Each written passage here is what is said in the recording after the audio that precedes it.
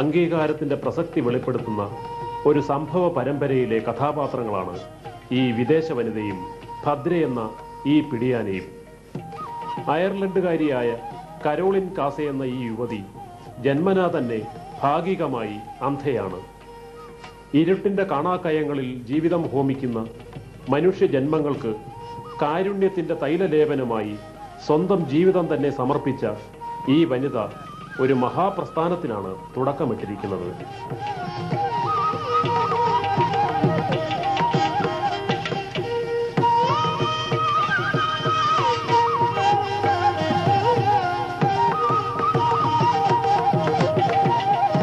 കനിവിന്റെ ഈ കരങ്ങൾ ആനകളുടെ പൊതുവിലുള്ള ക്ഷേമവും തങ്ങളുടെ അജണ്ടയിൽ ഉൾപ്പെടുത്തിയിരിക്കുന്നു എന്നത് ശ്രദ്ധേയമായ മറ്റൊരു ആനക്കാര്യമാകുന്നു. ഈ ബൃഹത് പരിപാടിക്ക് ആനയെ സഞ്ചാരോപാധിയാക്കിയതും ഈ ലക്ഷ്യത്തിലാണ്. ചരിത്രം വീണുറങ്ങുന്ന കോഴിക്കോട്ടെ കാപ്പാട് കടപ്പുറത്ത് നിന്ന് ആരംഭിച്ച ഈ യാത്ര വടക്കൻ കേരളത്തിലെ ഒട്ടേറെ പ്രമുഖ പ്രദേശങ്ങളിലൂടെ കടന്ന് ആയിരക്കണക്കിന് കിലോമീറ്ററുകൾ താണ്ടി കോയമ്പത്തൂരിലാണ് സമാപിച്ചത്. നാഷണൽ ജിയോഗ്രാഫി ചാനൽ അടക്കം ഒട്ടേറെ വാർത്താ മാധ്യമങ്ങൾ ഈ യാത്രയെ പിന്തുടർന്നിരുന്നു. Very nice to meet madam. Good to meet you. How are you doing? Yeah. Then let me ask a few questions. Okay, go for it. Then why did you select this noble venture? Well, about 10 years ago, I wanted to come to India. Yeah. And I've always loved elephants, so I thought the best way to see India was on an elephant. Yeah. And about this time last year, I'm partially blind. Yeah. And I thought I wanted to do something positive for people who are blind. Yeah. So I decided what I would do is do this dream that I had, which was to go across India. 10 years back you are partially blind. I have been partially blind since I've been born. Yeah. But Now, what about now? But now it's still the same. But Still the same condition. But it got slightly worse last year, and I was feeling very sorry for So myself. you can recognize persons. I can see your face, but I can't see anybody else's. How do you feel the journey? Oh, it's fantastic. Fantastic. Absolutely fantastic, yeah. Yeah. Brilliant. And the opportunities to take photographs are brilliant. So you liked Kerala also? Oh, yeah, very much. The scenery and the splendid nature. Gorgeous. Huh? Even the rain is nice. Even the rain is lovely. Lovely. It's been so hot. Abriani, Buravani, Muriadiani, Idatani. What else do I know? Bukani. That's pretty much it. Buravani, Buravani, Buravani, Nilani.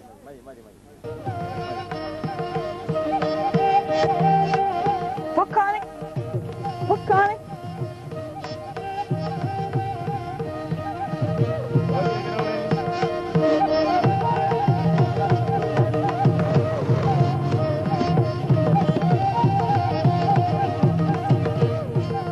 അന്ധരുടെ ക്ഷേമത്തിനും ആനകളുടെ സംരക്ഷണത്തിനുമായി വിദേശത്തു നിന്നുമുയർന്ന ഈ സഹായഹസ്തത്തിന് നാം നന്ദി പറയുക.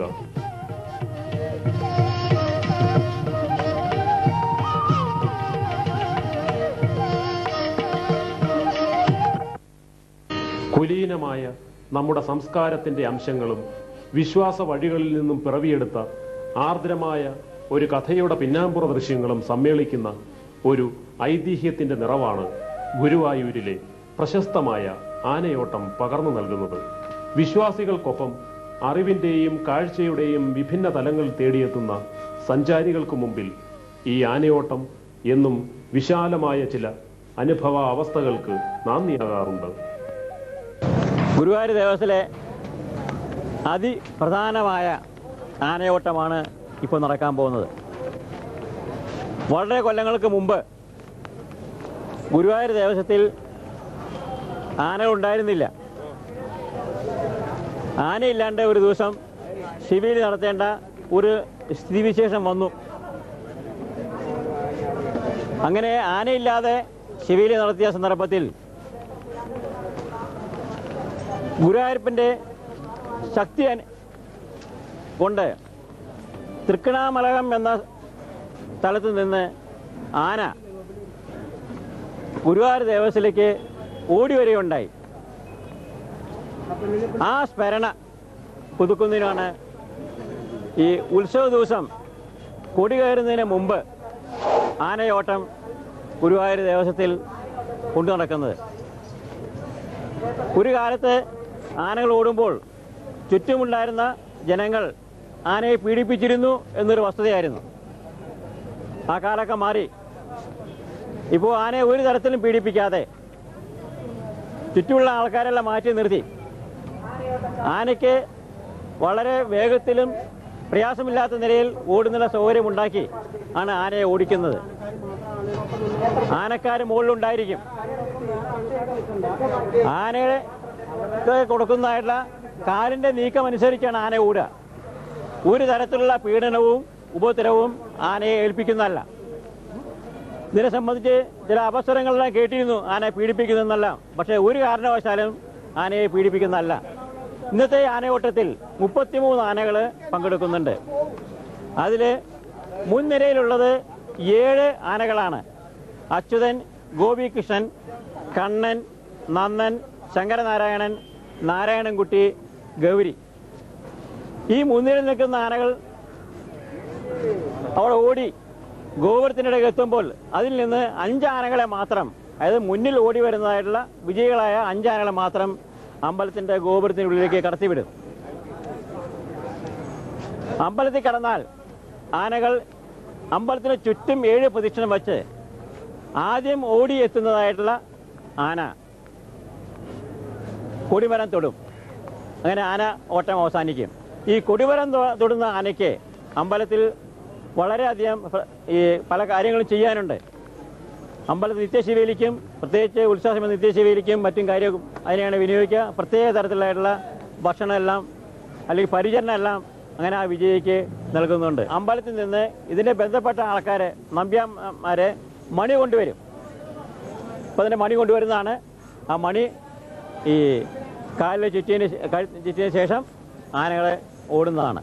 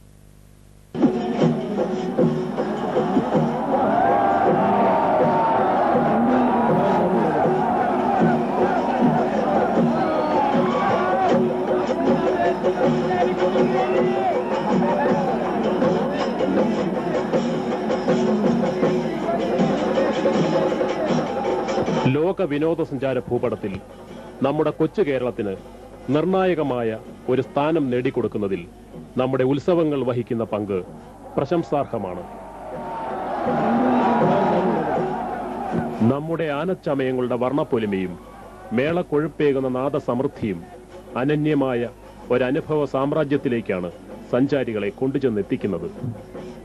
ഈ അനുഭവ മണ്ഡലത്തിലെ വിശ്രുതമായ ഒരു ഉത്സവ കാഴ്ചയാണ് പ്രശസ്തമായ തൃശൂർ പൂരം.